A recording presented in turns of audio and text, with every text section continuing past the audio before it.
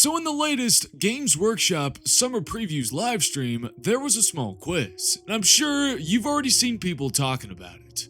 The question was simple: which Primarch would win in a fight? Guilliman, Sanguinius, the Khan, or Dorn? And the answer they had was obviously bait. They picked Rabute Guilliman.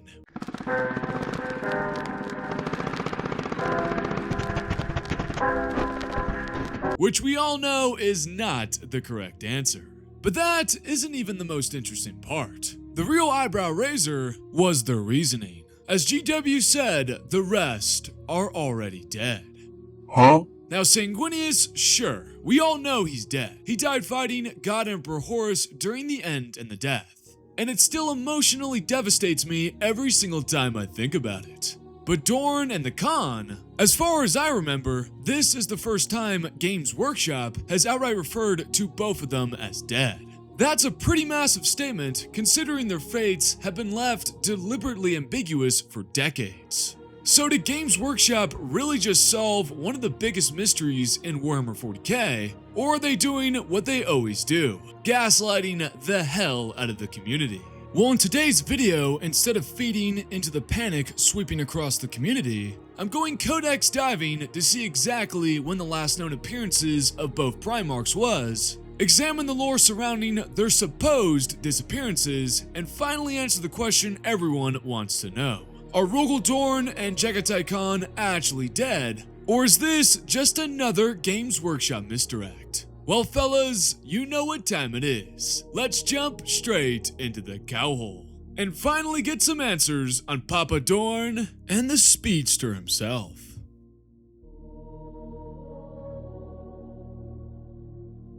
Let's start with the Khan. Jaghatai Khan, Primarch of the White Scars, was last seen in early M31, roughly 70 years after the Horus Heresy. He is reported to have vanished while pursuing a horde of Drukhari raiders into the Webway, following a brutal raid on the Yasnan sector. We see this in the book The Last Hunt. All knew the tale of their own Primarch, the Kagan, Jaghatai, who had stood against traitors and demons 10,000 years before and saved humankind from certain annihilation on distant Holy Terra. All knew also of his disappearance, of how he had quested into the mysterious alien realm of the Eldar, the Webway, and never returned. The legend of his eternal hunt resonated with the chapter, was built into the very fabric of its being. So the Khan disappears sometime after the heresy, and has not been seen since. Dorn's disappearance, however, is far more complex and has changed multiple times across the established canon. The most widely accepted fact is that Rogal Dorn was the last Loyalist Primarch to disappear, last officially seen in the late 31st or early 32nd millennia, shortly after the end of the Horus Heresy. However, unlike the Khan, his disappearance is far more cryptic and has been changed many times. Let's go in chronological order and see just how much the lore around his disappearance has changed. First, we have this from the Deathwatch Rites of Battle, which states, Dorn was one of the most long-lived of the Primarchs, but with the death or disappearance of each of his brothers, he grieved more and more. He witnessed the phenomena of many of the Primarchs coming to be regarded as demigods by the peoples of the Imperium, and spoke out against the practice, proclaiming that the Emperor alone was worthy of such devotion, for each of his sons had failed him in some manner. The Primarch fell in battle against the forces of chaos, resisting a Black Crusade, one of the periodic and devastating incursions by the traitor legions from their hellish sanctuary worlds within the Eye of Terror. Dorn and 3 companies of the Imperial Fists mounted a masterful series of boarding actions against the Crusade's warships, crippling drives and life support systems, and even capturing weapon batteries and turning them against other Chaos vessels. Eventually, however, the enemy cornered Dorn and his warriors as he launched a final attack on the bridge of the Chaos flagship. None survived to tell the glorious tale of the Primarch's last stand. The chapter's chief librarian found his Primarch's body on the bridge in a chilling reprise of Dorn's discovery of the wounded Emperor, and bore him away before the stricken flagship escaped back into the infernal depths of the Eye of Terror. This flat out states that Dorn died fighting the forces of chaos during one of their many incursions into Imperial space. This is also supported by the 6th edition rulebook, which states, Rogal Dorn is believed to have died whilst fighting a Chaos fleet and was last reported storming the battleship, Sword of Sacrilege. When the Imperial Fist defeated the Chaos fleet, the only trace of their Primarch uncovered by their subsequent searching was a single fist. Dorn's skeletal hand was returned to the Phalanx, where over the years, it has been scrimshawed with the names of every Imperial Fist chapter master. The Hand of Dorn is the Imperial Fist's holiest icon, and it serves as a reminder of sacrifice and commitment. So in this statement, we have further context on what happened to Dorn. He stormed a flagship, was overwhelmed off screen, and even though the Imperial Fist triumphed in their battle, Dorn was believed to have been killed, with only his hand left behind. Dude, I got an arm! Oh, righteous! So this codex statement still implies that Dorn may have died, but now instead of outright confirming he died, it now states that he is believed to have died, making his death far more ambiguous. But don't worry fellas, we also have a statement from Conrad Kurz, who can see the future, regarding Rogal Dorn's death, as seen in the short novella Prince of Crows. The first demigod, clad in rough gold, inclined his white-haired head in a majestic acknowledgement. A king greeting an equal. I am Rogal Dorn, he said. The Night Haunter said nothing. In his mind's eye, he saw the giant die, dragged down by 100 murderers in a dark tunnel, their knives and swords wet with warriors' blood. So now we have a direct statement from one of the Primarchs, and not just any Primarch, Conrad Kurz, who as I said, can see the mother-hecking future. And he saw a future where Dorn was killed in a similar way, like the other two codex statements suggest, implying that may be indeed how Dorn dies. But the key thing here is that Deathwatch, Rite of Battles, the 6th edition rulebook, and Prince of Crows all came out before 2013, and so they're a little bit on the older side of the lore, which is kinda crazy. I can't believe we're already in 2026. Yes, 2013 was 13 years ago, guys. Oh my god, I'm so old. Now this does raise some eyebrows, because in newerish lore, specifically from the Imperial Fist 8th edition rulebook, which came out in 2019 mind you, seems to retcon his death to merely a disappearance. It is in the stratagem also that the chapter's officers renew their oaths before Dorn's stasis-locked skeletal hand. Though wishful rumors abound that Dorn continues the noble fight to this day, this hand is the only known remnant of the Primarch since his disappearance aboard the despoiler-class Chaos battleship Sword of Sacrilege. It is rightly said, with grim humor uncommon among his otherwise stoic sons, that Dorn yet has a hand in every world liberated and every heretic slain. So, in the 8th edition rulebook, Dorn's death is retconned to simply a disappearance. But then again, on the topic of newer lore in the book The Night Haunter, Conrad Kurz's Primarch novel seems to once again suggest that Dorn did indeed die. Did you see that coming, O great and marvelous Emperor? Did you see Dorn torn to pieces, Sanguinius cut down, the Gorgon beheaded by his most beloved brother? This too also came out in 2019, the same time as that Imperial Fist Codex, which is yet again Kurz stating that Dorn would indeed die, this time torn to pieces, which is very similar to how we see his death depicted in older lore. Finally, we have this piece of lore from the 8th edition Space Marines Codex that still states that Dorn died, but makes his death far more ambiguous rather than a direct fact. Rogal Dorn is believed to have died whilst fighting a Chaos fleet, and was last reported storming the battleship Sword of Sacrilege. When the Imperial Fist defeated the fleet, the only trace of their Primarch uncovered by their searches was a single fist. Dorn's skeletal hand was returned to the Phalanx, where over the years, it has been scrimshawed with the names of every Imperial Fist chapter master. The Hand of Dorn is the Imperial Fist's holiest icon, and to this day, it still inspires those made in the Primarch's image to serve as a reminder of sacrifice and commitment. Though Rogal Dorn was lost to the Imperium, his legacy remains amongst the strongest of all the Primarchs. Dorn's final moments were of courage and sacrifice, and this example still drives the Imperial Fist onwards to fresh victories. So what can we actually take from all of this? Pretty much, in older lore, Dorn was essentially dead, as in very dead. No mystery, no return, just a heroic last stand, and then death. In newer lore, however, that certainty has been changed. Instead of killed, we get phrases like believed to have died, disappeared, or only known remnant. Well, why does that matter so much, you may ask? Well, because Games Workshop rarely changes wording without intent, implying that they may have a plan for Dorn in future lore updates. Because if they didn't, then why change his death to only a disappearance? Very suspicious. This becomes even more complicated because later in the Horse Heresy, like Kurz' visions, Dorn's death is still depicted in a way that closely mirrors the original Final Stand narrative. And even more confusing in the books The Board is Set and The End and the Death, there is the implication that the Emperor may have the ability to restore or resurrect Primarchs under certain conditions. That opens a much bigger question, as maybe even the Primarchs who are dead or lost to the ruinous Pantheon may have a way to finally return.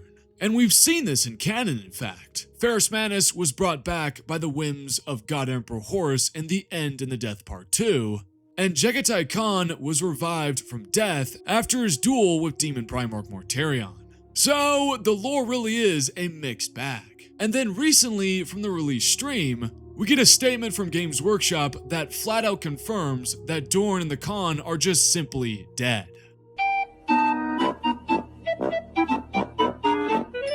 Which brings us back to the core question of this video. Are they actually dead, or is Games Workshop just gaslighting us just like my ex did?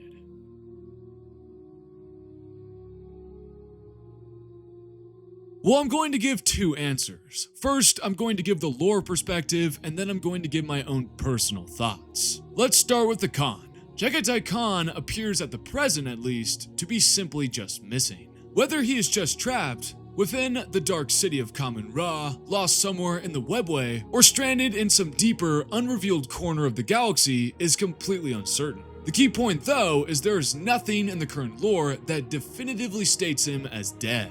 Everything we have points towards a disappearance rather than death. His last known act is a pursuit, followed by silence. That is very different from a confirmation of death in Warhammer terms. So when a live stream casually implies he is already dead, it doesn't really line up with what the lore actually says. Now, Rogal Dorn, on the other hand, is far more complicated. Dorn's situation leans much more towards the possibility of an actual death, or at least an end that the Khan's story does not have. There are simply multiple older and semi-modern sources that explicitly describe him falling in battle during a Chaos Black Crusade.